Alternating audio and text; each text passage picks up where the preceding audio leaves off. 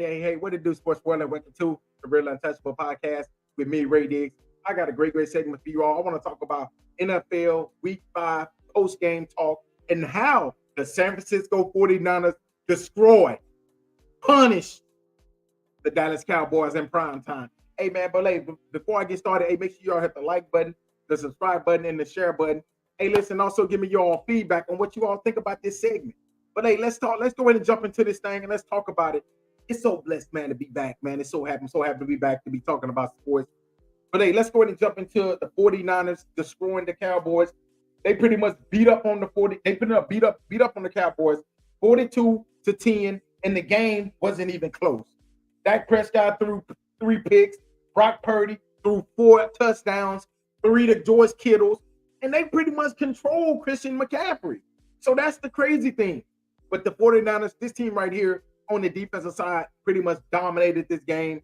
The 49ers is a really, really good team. And like I said, the only thing I can see stopping this San Francisco 49er team right now is injuries. As long as this team continue to stay healthy, I expect for this team right here to keep going. Also, Dak Prescott was sacked 3 times. And do you all feel that the Dallas Cowboys is a contender or pretender after this game right here? I will say it's still out on these guys. I don't know. I can't say that this team right here is a contender or a pretender. I would say that the 49ers just do what they do to everybody. They pretty much dominates everybody. So I'm not going to say that this team is a pretender after one game. Hell, I feel like they was a pretender after they lost to the Cardinals. But I know how good this team can be because of the defense that they got. But when it comes down to this game here, I'm just thinking like, oh my God, the 49ers, is the 49ers 32 points better than this Dallas Cowboy team? Or did they just catch the Dallas Cowboys on a bad night? But then I hear Micah Parsons comes out and he's like, oh yeah, you know the reason why we lost, the points, I mean, the points wasn't really that close, where the points don't really describe what happened in the game. The points really describe what happened in the game. You got your butt kicked. And guess what? I was sitting and I kept a close eye on Micah Parsons. Micah Parsons was dominated by Trent Williams. He was dominated. The 49ers ran right at him like he was nobody. Now, I've never seen a superstar like a Micah Parsons that a team would just run at him and like, we don't have no respect for you. Like the 49ers had no respect for this man. And that is the reason why I feel like yes, I like your podcast. You got a great podcast. I like listening to you.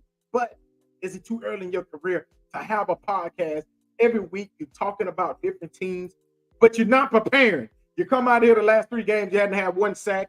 The last 3 games, you only had like 5 tackles, which all of those was assist tackles, which means you just probably jumped on top of a pile or something. So I'm trying to figure out, why do you have a podcast and you're not getting better at your craft?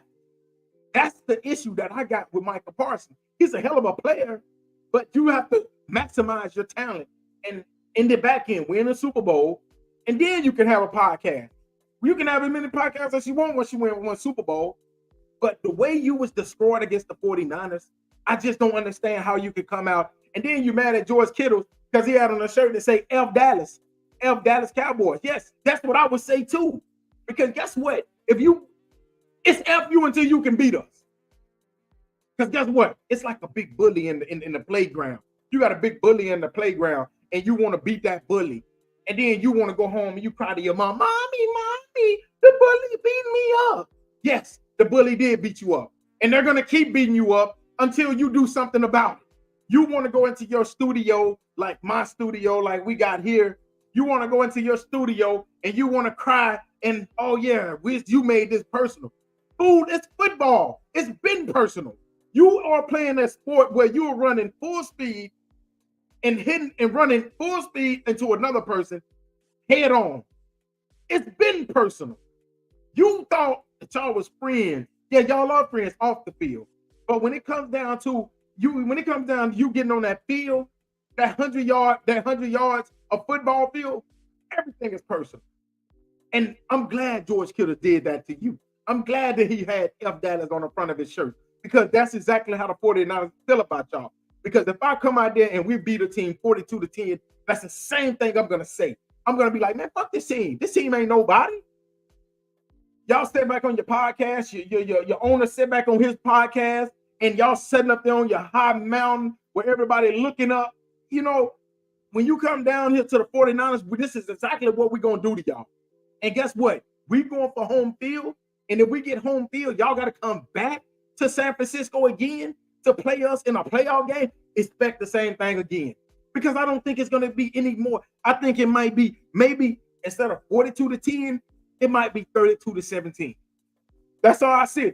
That's how better the 49ers is over the Dallas Cowboys. But like I said, the Cowboys, they are still contenders, but they're on their way to be pretenders. Because this is the Cowboys. The next they play against the Chargers. Then they play against the Rams. Then they play against the Eagles. So this next 3 games is going to tell us a lot about this team. It's going to tell us a lot. And then I'm hearing everybody like, yeah, man, Mike McCarthy, he locked himself inside the Dallas Cowboys stadium, and he ain't leaving. He won't let his coaches leave because they got to get ready for the next game. They feel like they got to figure out a way how to beat the 49ers. No, to be honest, I don't even think y'all can beat the team in y'all own division, which is the Eagles. I don't even think y'all can beat the Eagles. So you're going to have to lock yourself in your office again in a couple weeks. And I'm going to be honest with you. I think that's a lie. Mike McCarthy not locking himself inside no damn stadium. You ain't done this in last 30 years. Your last 20 years of coaching. You ain't locked yourself inside no stadium. So what makes you want to lock yourself inside? But that's the media. He want to shoot that to the media so the media can get the heat up off your back. No, we're putting the heat on your ass right here, right now. We're putting the heat on you. Because the thing about the Dallas Cowboys is and then you got Michael Parsons saying we was unprepared. We was unprepared for this game. We wasn't even prepared. What the hell y'all weren't prepared? So you telling me y'all didn't practice all week? Or you didn't practice all week? Oh, man, the 49ers just did everything better than it. Yeah, that's one thing you didn't lie about. They definitely did everything better than y'all. But why put that out in the media? Why tell us? Why tell me that your coach ain't coaching y'all or not preparing y'all?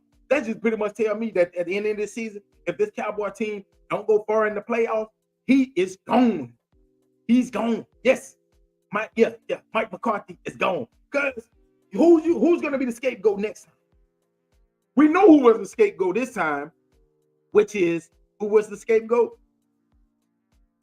Oh, Kelly Moore. Got rid of Kelly Moore. Now you can't get rid of nobody else because the defense is actually pretty good. So Dan Quinn is doing his job. You, the offensive coordinator, unless you're going to be like, you know what? I think it was the special teams fault. We need to get rid of special teams coach. No, you're next in line to be fired, brother. Yeah. Oh, yeah. You next. And that's right there what I expect if the Dallas Cowboys don't make it far in the playoffs. Okay? Also, another good game we had on the schedule was the Buffalo Bills getting defeated. They just was unprepared. Everybody talking about the time in London and all of this. No, the Buffalo Bills wasn't prepared because Josh Allen takes too long to warm up. He takes too long to get the offense going. And that is the reason why they lost this game against the Jaguars, which the Jaguars pretty much got everything they wanted. I feel like Trevor Lawrence got everything he wanted in this game. All right. And what another game? Oh, as y'all know, my Patriots, they got destroyed again, 34-0. What's next for Bill Belichick? You have lost your last 2 games by 70, 80 points to 3. This right here is your worst loss at home. What's next? I mean, the Patriots are rock bottom right now. I mean, they've benched their starting quarterback the last 2 weeks. And Bill Belichick still said that he's going to be the starting quarterback coming this week, in which he's probably going to get benched again. I'm just being honest with you. We have hit rock bottom. My whole thing now is I got to get a poster made. We got to tank for Caleb. I know Caleb Williams said he don't want to come to. He named the team that he said he want to come to. But we need you in New England, Caleb Williams. We need you. Because you is what can save this franchise and save Bill Belichick's job. Because if he don't get a franchise quarterback soon, I see him and Mike McCarthy being in the same boat at the unemployment office. I'm just being honest with you. And I would say come to the military, but you might be a little bit too old to pass the physical. So you're going to be unemployed, maybe be the defense coordinator, or maybe you get another head coaching job somewhere. You know these NFL teams don't care. You see what I'm saying? They don't care. The Chicago Bears are probably going to need a head coach. Hey, the Washington Redskins, the Washington Commanders, probably going to need a coach. So these are two teams, and another team that is probably going to need a coach. The Carolina Panthers. And I want to say this right here. It's a damn shame. It's a damn shame how they are treating Bryce Young. Man, the kid is a star. He's going to be a star. But it's kind of hard to be a star when your coach don't believe in you. And the crazy thing about it is you don't believe in this dude, and this dude's still coming out here putting up good stats.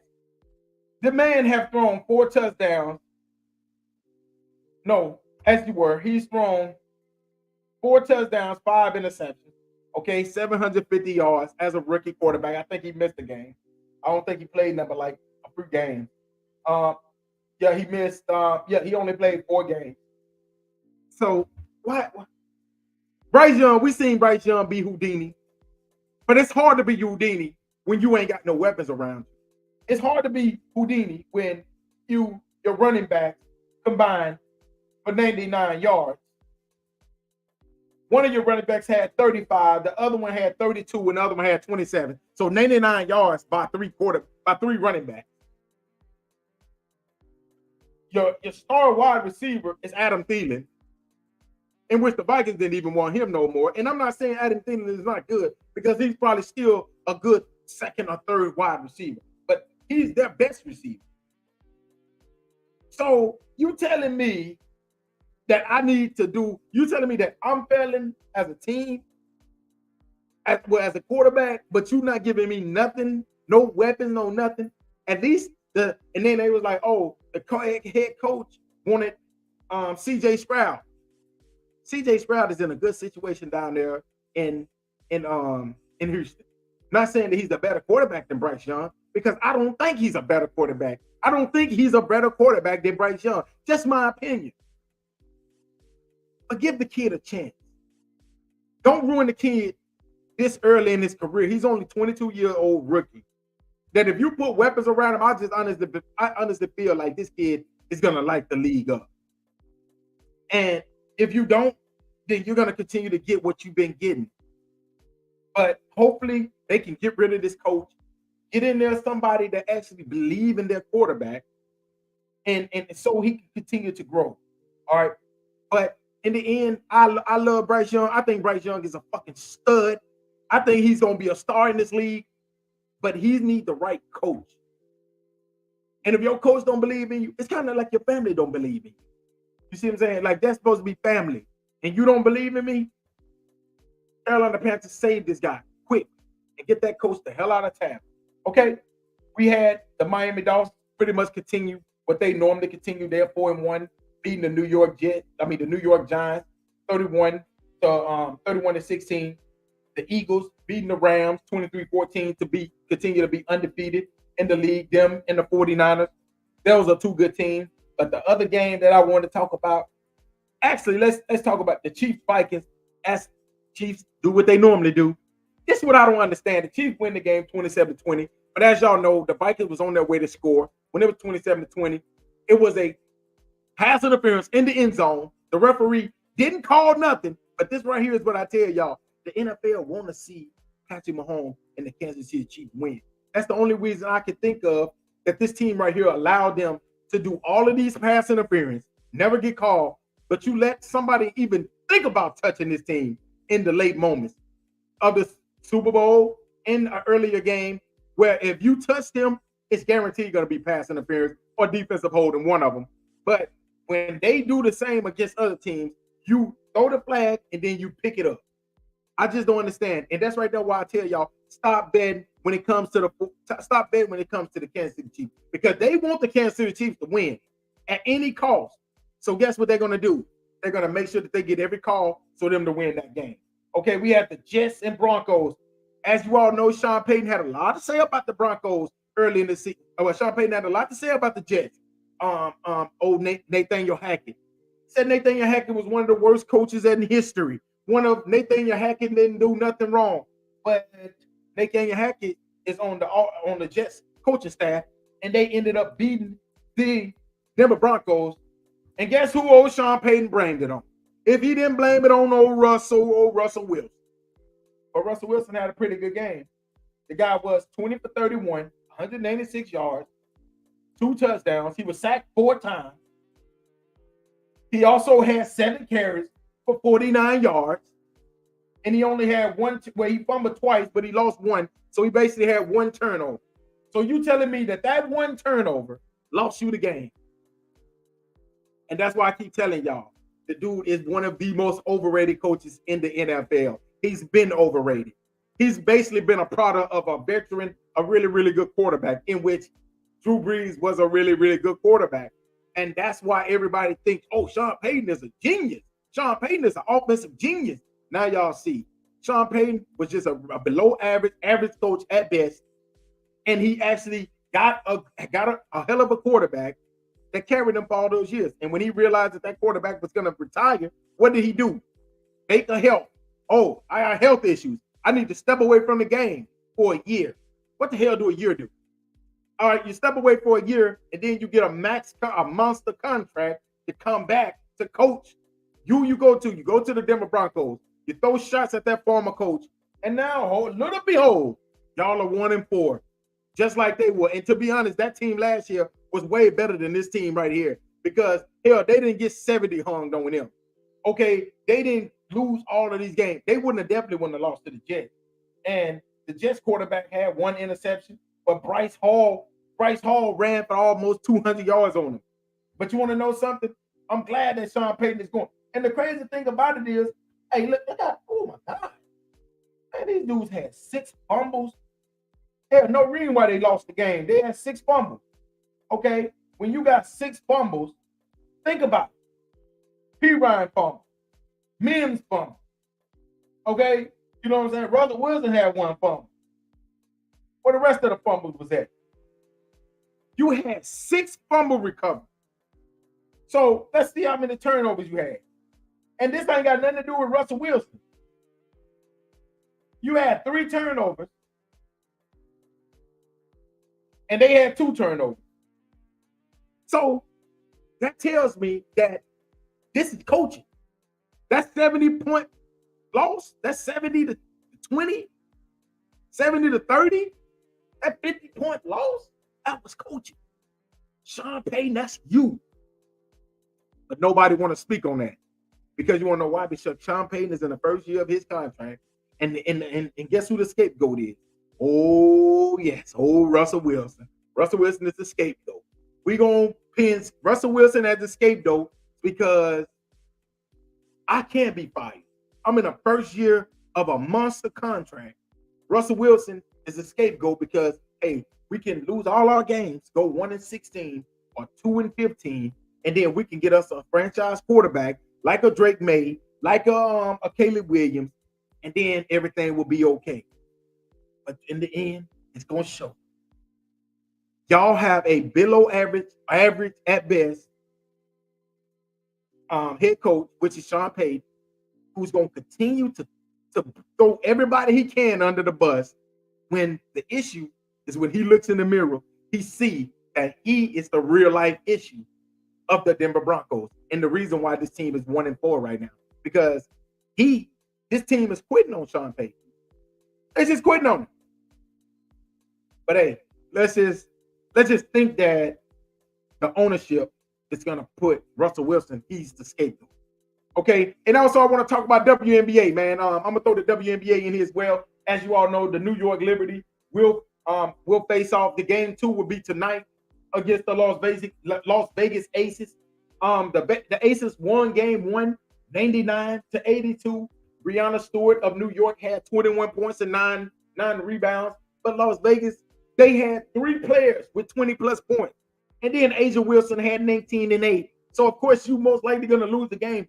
If you have 3 players in your starting lineup that scores 20 points, and then you have another player that shows 19 and 8, which was the defensive player of the year. So, of course, you're going to lose the game. And that is the reason why this team right here. But going into game 2, I hope the New York Liberty can make a series out of this because I know what this Aces team is. I know what they can do. But I expect for this right here to be a good series with Breanna Stewart. Everybody know I'm a big fan of Breanna Stewart. She come from the University of UConn. And I'm a big fan of, been a big fan of her, and I feel like she's the best player in the WNBA. But hey, that's right there a little bit about the WNBA. And my next segment, I'm going to talk about, are the media making a narrative? Are the media making another narrative for Coach Prime and Shedeur Sanders with the patent stats? Are they trying to make another narrative to try to make it like everybody's against Coach Prime and Shedeur Sanders? Hey, man, that's right there going to be next on the next podcast. But thank y'all again for listening to another great segment of the Real Untouchable Podcast with me, Ray Diggs. Hey, peace, and y'all have a blessed afternoon, evening, or night.